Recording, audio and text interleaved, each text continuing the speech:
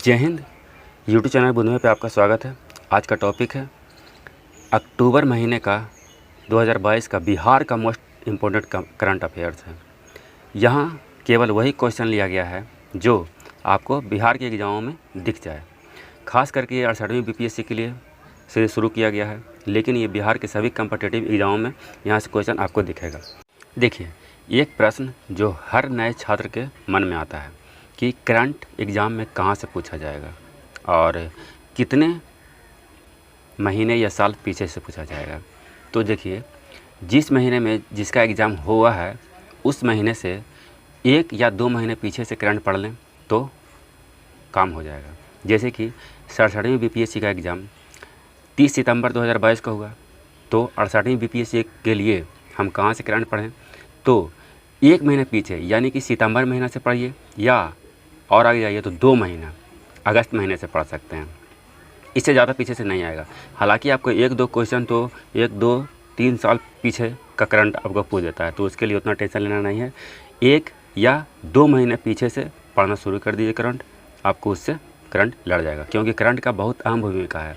हर BPSC में direct 30 question आता है करंट से, और इनडायरेक्ट में तो 40 ही पहुँच जाता है। तो चलिए शुरू करते हैं क्वेश्चन नंबर 1 से।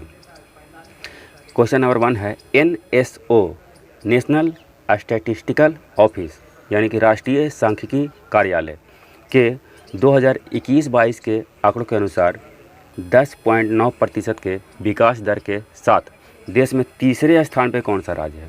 तो तीसरे स्थान पे बिहार है विकास दर में। सी हो जाएगा इसका आंसर।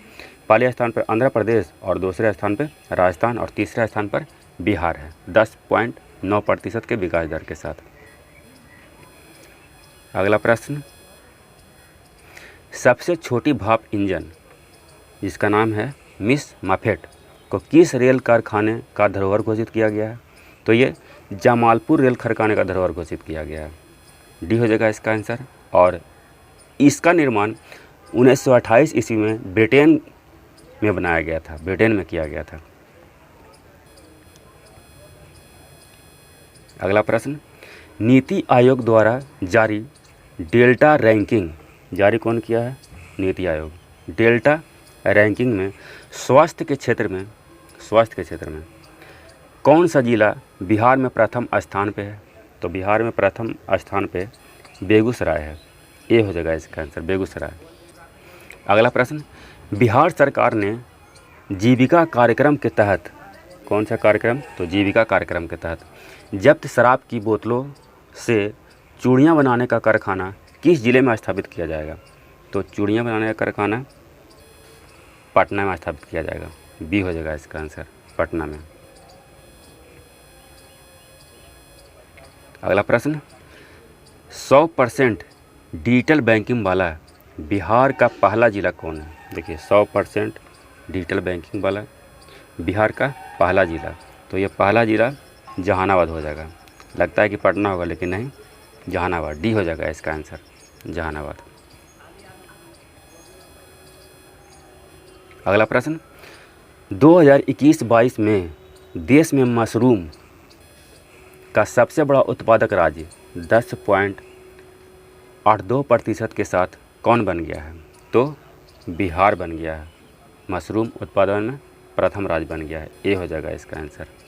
अगला प्रश्न, प्रिस्टाइन समूह के द्वारा मानसी स्टेशन, देखिए मानसी स्टेशन है और प्रिस्टाइन समूह है, के द्वारा मानसी स्टेशन के पास अत्याधुनिक कार्गो टर्मिनल PM गति शक्ति योजना के तहत बनाया जा रहा है।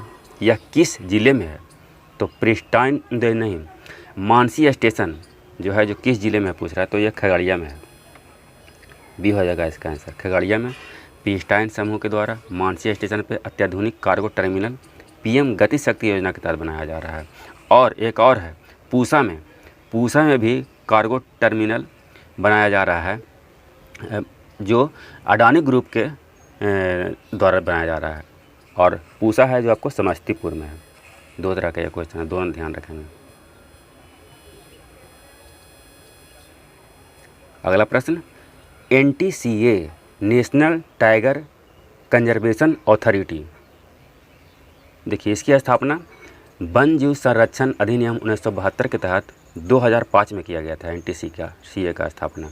तो एनटीसीए द्वारा Valmiki tiger reserve, Valmiki tiger reserve ये बिहार का मात्र एक टाइगर रिजर्व है, अभी दूसरा बनने वाला है, लेकिन ये वाल्मीकि टाइगर रिजर्व बिहार का मात्र एक टाइगर रिजर्व है।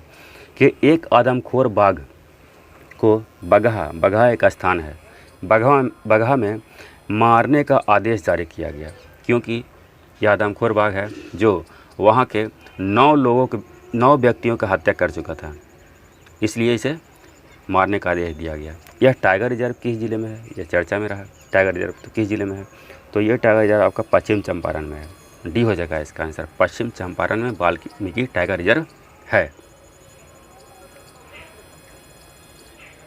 अगला प्रश्न, ब्रिटेन के प्रधानमंत्री ऋषि सुनक, देखिए ब्रिटेन के प्रधानमंत्री तो बने थे ली ट्रस ऋषि सुनक को हराकर, लेकिन बर्डन ज़्यादा होने के कारण उन्होंने इस्तीफा दे दिए, और इस्तीफा देने के बाद ऋषि सुनक वहाँ का प्रधानमंत्री बन गए ब्रिटेन का, जो भारतीय मूल के हैं। तो ऋषि सुनक की कोर टीम में सिवान के किस व्यक्ति को शामिल किया गया, तो प्रज्वल पांडे को शामिल किया गया, जो सिवान से संबंधित है। अगला प्रश्न, कैवें वित्त आयोग की सिफारिश पर केंद्रीय वित्त मंत्रालय के व्यय विभाग ने बिहार के लिए 7.35 करोड़ रुपए जारी की है, कैवें वित्त आयोग द्वारा, तो ये है 15वें वित्त आयोग। सी हो जाएगा इसका आंसर। 15वें वित्त आयोग के अध्यक्ष कौन है, तो एन.के. सिंह हैं, ध्यान रखेंगे एन.के. सिंह। और 15वें वित्त आयोग का कार्यकाल क्या है, तो कार्यकाल है 2021-22 से 25-26 तक, और वित्त आयोग की स्थापना 5 वर्ष के लिए किया जाता है। अनुच्छेद 280 के तहत, आर्टिकल 280 के तहत वित्त आयोग की स्थापना 5 वर्ष के लिए राष्ट्रपति द्वारा किया जाता है। ठीक है, तो वित्त आयोग एक संवैधानिक निकाय है। देखिए संवैधानिक निकाय और सांविधिक निकाय में अंतर है। संवैधानिक निकाय का मतलब है कि जिसमें अनुच्छेद लगा हो तो वो संवैधानिक हो जाएगा, और जिसमें अनुच्छेद नहीं हो वो सांविधिक हो जाता है। तो सी हो जाएगा इसका आंसर। अगला प्रश्न, गुजरात में आयोजित 36वें राष्ट्रीय खेल 36 राष्ट्रीय खेल में बिहार ने 2 रजत पदक जीता। तो 2 रजत पदक के साथ कैमा स्थान प्राप्त किया बिहार ने, तो 31वां स्थान प्राप्त किया। सी हो जाएगा इसका आंसर, 31st रैंक। और गुजरात में आयोजित 36वें राष्ट्रीय खेल का शुभांकर सावेज है, और सावेज का अर्थ होता है एशियाई शेर। सी हो जाएगा इसका आंसर। अगला प्रश्न, चेनारी में इथेनॉल प्लांट की स्थापना की जानी है, यह किस जिले में स्थित है। देखिए इथेनॉल नीति लागू करने वाला बिहार तो भारत का प्रथम राज्य है, और इथेनॉल प्लांट है जो चेनारी में लगाया जाना है, और चेनारी है जो किस ज़िले में है, तो ये है जो रोहतास में है। ये हो जाएगा इसका आंसर, रोहतास। देखिए चेनारी और पनारी 2 स्थान है जो गुप्ता धाम जाने का रास्ता है। गुप्ता धाम भगवान शंकर से संबंधित है, और लगभग 30-35 किलोमीटर का पहाड़ी है, दुर्गम रास्ता है। उसे पार करके आप नीचे पहाड़ी से उतरिएगा तो ये गुफा होगा, और गुफा में अंदर जाने के बाद आपको भगवान का शिव का दर्शन होगा। और उस गुफा में जाइएगा तो ऑक्सीजन लेवल कम हो जाता है, सांस लेने में थोड़ा परेशानी होता है। बहुत अच्छा जगह है, जाइएगा तो बहुत अच्छा लगेगा वहाँ। और हिंदू धर्म के नाते कम से कम एक बार तो जाना ही चाहिए गुप्तेश्वर धाम, बिहार में बहुत फेमस स्थान है। तो ये चेनारी और पनारी से ही जाया जाता है, जो रोहतास में है। अगला प्रश्न, राज्य सरकार ने अक्टूबर 2022 में 11 जिलों के कितने प्रखंड को सूखाग्रस्त घोषित किया है। 11 जिलों के कितने प्रखंड को सूखाग्रस्त घोषित किया है, तो 96 प्रखंडों को सूखाग्रस्त घोषित किया गया, क्योंकि 2022 में बिहार में बारिश बहुत कम हुआ है, इसलिए बी हो जाएगा इसका आंसर। अगला प्रश्न, प्रधानमंत्री ने भारत के 75 जिलों में डिजिटल बैंकिंग की शुरुआत की है, और इसकी घोषणा बजट में किया गया था 2022-23 का बजट में। तो बिहार के किस ज़िले में इसका यूनिट स्थापित किया गया है। इसका एक यूनिट बिहार में स्थापित भी किया है, और 2 यूनिट झारखंड में स्थापित किया, बिहार में 1। DBU डिजिटल बैंकिंग यूनिट इसका नाम है, DBU डिजिटल बैंकिंग यूनिट। तो ये पटना में दानापुर के पास किया गया इसका एक यूनिट का स्थापना। डी हो जाएगा इसका आंसर। अगला प्रश्न, जयप्रकाश नारायण का जन्म 11 अक्टूबर 1902 को 11 अक्टूबर 1902 को सारण जिले में हुआ। वर्ष 2022 में इनकी कैमी जयंती मनाई गई। तो कैमी जयंती मनाई गई, यहाँ जोड़ के निकाल लेंगे 1902 और 100 2002 और 20 2022 120वीं जयंती। डी हो जाएगा इसका आंसर। और इनका निधन कब हुआ था? तो 8 अक्टूबर 1979 को। लोकनायक जयप्रकाश नारायण इनका नाम है, बहुत फेमस है ये, जेपी आंदोलन से संबंधित है ये। तो इसका डी हो जाएगा इसका आंसर। अगला प्रश्न, भारत निर्वाचन आयोग ने किन्हें नेशनल आइकन बनाया है? जो गोपालगंज के रहने वाले हैं। गोपालगंज है जो बिहार का एक ज़िला है और यहाँ के रहने वाले हैं, ये हैं पंकज त्रिपाठी, एक्टर हैं। ये हो जाएगा इसका आंसर। ये सब वास्तविक एक्टर हैं, इनकी एक्टिंग देखिएगा तो लगेगा वास्तविक एक्टिंग कर रहे हैं, ये लोग सीख करके आए हैं एक्टिंग।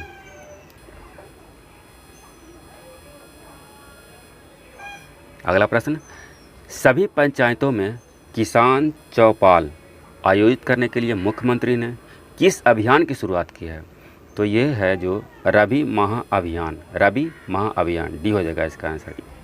अगला प्रश्न, बक्सर के नंदन चौबे ने कनामो पर्वत पर तिरंगा फहरा कर विश्व रिकॉर्ड बनाया। यह किस राज्य में स्थित है? तो कनामो पर्वत है जो हिमाचल प्रदेश में स्थित है। डी हो जाएगा इसका आंसर, हिमाचल प्रदेश। अगला प्रश्न, हाल ही में चर्चा में तेतर जलाशय रहा, यह किस जिले में स्थित है? तो यह गया में है। गया में एक मानपुर स्थान है, मानपुर में तेतर जलाशय स्थित है जो गया जिले में आता है। डी हो जाएगा इसका आंसर। और तेतर जलाशय चर्चा में क्यों है वो जान लेते हैं। तो बिहार सरकार का एक योजना है जल जीवन हरियाली, जिसे 2019 में लाया गया था। इसी योजना के तहत एक योजना है गंगा उद्भव योजना। इस योजना के तहत 4 जिला से होते हुए गया में पाइप के माध्यम से गंगा जल को लाया जाएगा। वो 4 जिला कौन कौन है? तो पटना के मोकामा से राजगीर लाया जाएगा पाइप के माध्यम से गंगा जल को। राजगीर वैशाली में पड़ता है, 2 जिला हो गया। फिर राजगीर से नवादा लाया जाएगा, 3रा जिला। और नवादा से गया लाया जाएगा। गया में यही तेतर जलाशय में गंगा जल को स्टोर किया जाएगा और फिर यहाँ से तेतर जलाशय से उस जल को पूरे गया में और बोध गया में इसे सप्लाई किया जाएगा। तो यही है गंगा उद्भव योजना, जिसको इसी महीने उद्घाटन करना है श्री नीतीश कुमार जी द्वारा। तो डी हो जाएगा इसका आंसर। अगला प्रश्न, श्री नीतीश कुमार ने मुख्यमंत्री डिजिटल स्वास्थ्य योजना 5 वर्ष तक कब से कब तक के लिए शुरू किए हैं? तो ये 5 वर्ष है, वर्ष 2022-23 से लेकर के 2026-27 तक। ये हो जाएगा इसका आंसर। अगला प्रश्न, प्रीपेड स्मार्ट मीटर लगाने वाला देश का पहला राज्य कौन है? प्रीपेड स्मार्ट मीटर, नाम से लगता है कितना अच्छा चीज़ होगा। ये बिहार है। बी हो जाएगा इसका आंसर। लेकिन ये प्रीपेड स्मार्ट मीटर जैसे मोबाइल काम कर रहा है ना, उस तरह है। अगर रिचार्ज इसमें रहेगा तो आपके घर में बिजली रहेगा और अगर रिचार्ज ख़त्म हुआ तो बिजली कट जाएगा। ये है प्रीपेड स्मार्ट मीटर। पहले रिचार्ज करके रखिए मोबाइल की तरह। अगला प्रश्न, बिहार में विधायकों को सालाना कितना यूनिट बिजली मुफ्त दिया जाएगा? तो 30,000 यूनिट बिजली मुफ्त दिया जाएगा। ये हो जाएगा इसका आंसर, 30,000 यूनिट, यानी कि 2,500 यूनिट पर मंथ मुफ्त में दिया जाएगा। देखिए बिहार में आम जनता और नेताओं के बीच कितनी बड़ी गहरी खाई है, जहां जनता को बिजली देने के लिए पहले पैसा पेड करना है। अगर 1 महीना ये पैसा पेड नहीं है तो आपके घर में बिजली नहीं रहेगा। वहीं विधायक लोगों को 2,500 यूनिट पर मंथ बिजली फ्री में दिया जाएगा, जबकि इन्हें कई प्रकार के पेंशन मिलता है। आप 30,000 का 3 लाख यूनिट दीजिए ना, लेकिन उसका चार्ज लेना चाहिए। यही सब कारण है कि बिहार का स्थान नंबर 1 है भारत में नीचे से।